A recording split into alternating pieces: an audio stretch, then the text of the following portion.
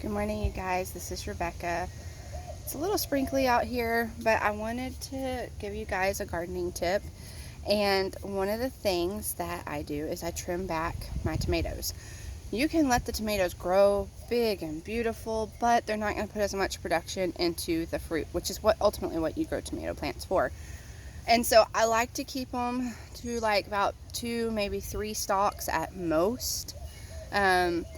When it comes to determinate tomatoes, and determinate just means that it has a determined amount of life. So it's going to eventually just die, and it's not going to last all season long.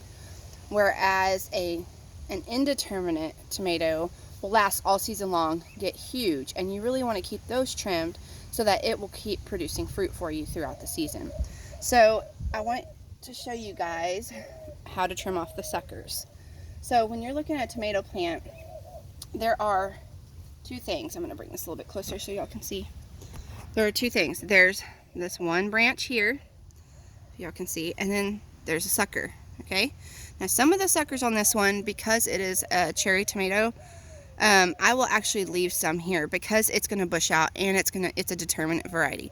But I am going to take some of these suckers off.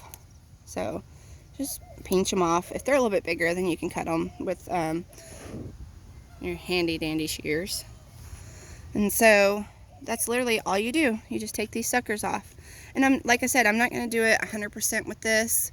You also want to take off any dead leaves that you see, which this plant's looking pretty good. So by doing this, it's not going to grow these huge stalks like what you see here and the huge stalks here. But like I said, this is a determinate variety, so I don't trim it nearly as much as what I trim an indeterminate. So I think that might be all I'm going to take off today. It's looking pretty good. Might want to take some of these off up here.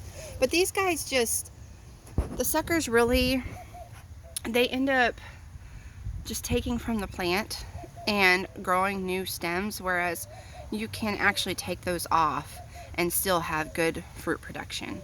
I hope that this helps you guys in trimming your tomato plants. Just a quick tip for Gardening Tuesday, and I hope you'll have a blessed day. Thank you for spending time with me today.